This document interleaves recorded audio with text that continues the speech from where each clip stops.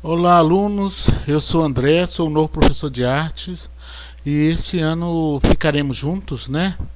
E com essa questão da pandemia, infelizmente nem todos estão podendo ter a aula presencial, né?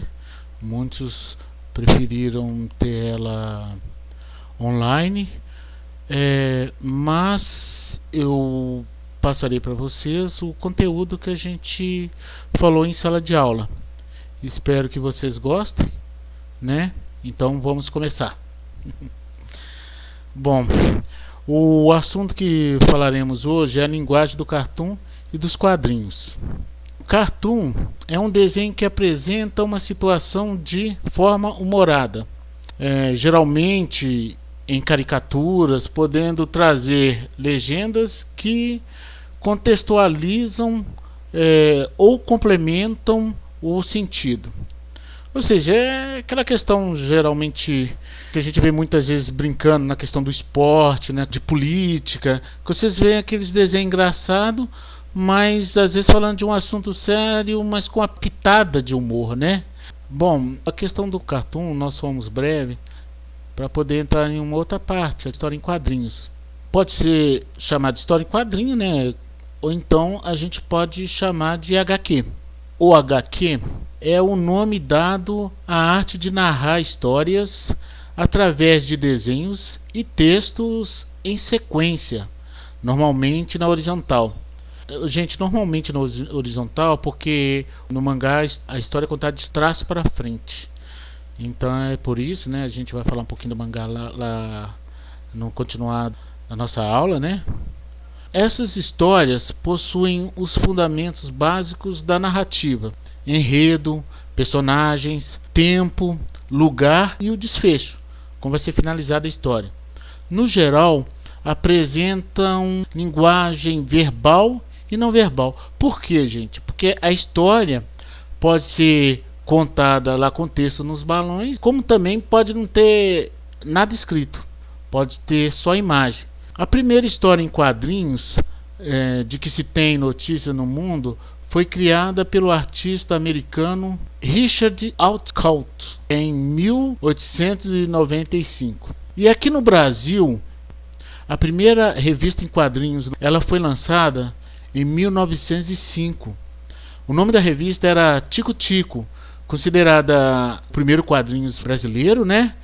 E desenhado por Renato de Castro.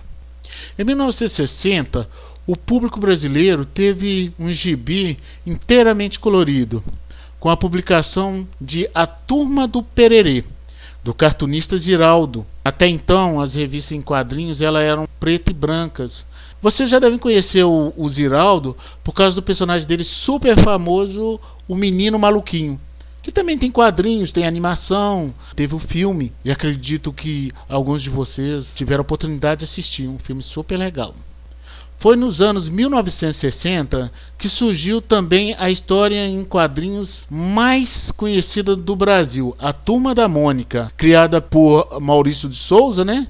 E esta revista fez tanto sucesso que hoje é publicada em mais de 40 países e traduzida em 14 idiomas. Ou seja, é Brasil sendo visto pelo mundo, né? Você sabe como elaborar uma história em quadrinhos? Sabe quais são os elementos que são utilizados na construção desse HQ? A HQ é criada a partir da reunião de vários elementos: texto ou enredo, balões, letreiros e onomatopeias e personagens. Texto é um dos elementos utilizados na criação em quadrinhos. Pode aparecer na forma de balões ou letreiros. O desenhista também pode criar uma história sem balões, letreiros ou onomatopeias. Ele pode usar quadrinhos só com desenhos. Próximo elemento, os balões. Os balões servem para comunicar diálogos, ideias, ruídos, pensamentos e sensações das personagens. Os formatos desses balões também transmitem intenções distintas. Por exemplo, balões com linhas contínuas sugerem uma fala em tom normal. Os balões com linhas tracejadas indicam que a personagem está sussurrando. Os balões em formas de nuvem apontam pensamentos. Já os balões com traços pontiagudos exibem gritos. Agora vamos falar dos personagens. Os personagens fazem parte da ação da história. Podem aparecer com fala ou não, e serem representados de diversas formas. Demonstram emoções e expressões. Onomatopeias. Nome difícil de pronunciar, né? Pelo menos para mim.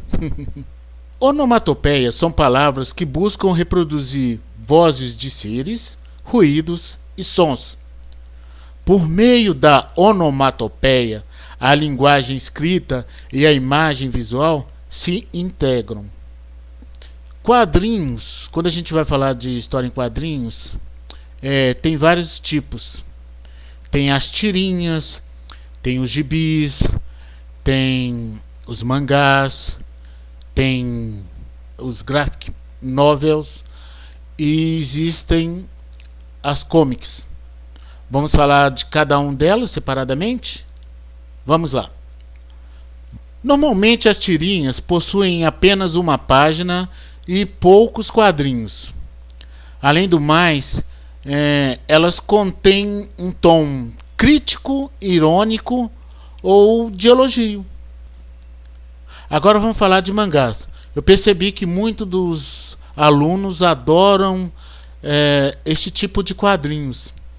E percebi que alguns têm até coleções, outros se interessam de forma até a desenhar personagens referente a esse tipo de quadrinhos. Muitas vezes inspirado até em animações, né? Por que não?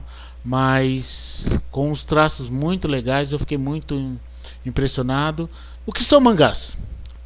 Mangás são HQs comerciais japonesas e possuem características reais com um toque de exagero. A sua leitura é feita de trás para frente, da direita para a esquerda, com característica da escrita japonesa. Os gibis usam base do cartoon pela sua forma, né, pelos personagens, porém direcionado ao público infantil. Em relação aos comics, seus traços são realísticos, em contraste com os gibis e os cartoons, e são principalmente destinados ao público jovem. Graphic novels são quadrinhos destinados ao público adulto. Além disso, possuem histórias mais longas, densas e bem elaboradas, assim como os romances, e geralmente usam como suporte livros com edições caprichadas, papéis e impressões de alta qualidade. Bom, gente, espero que vocês tenham gostado da aula, né? Aqueles que puderem participar de forma presencial, nos encontraremos na próxima terça-feira.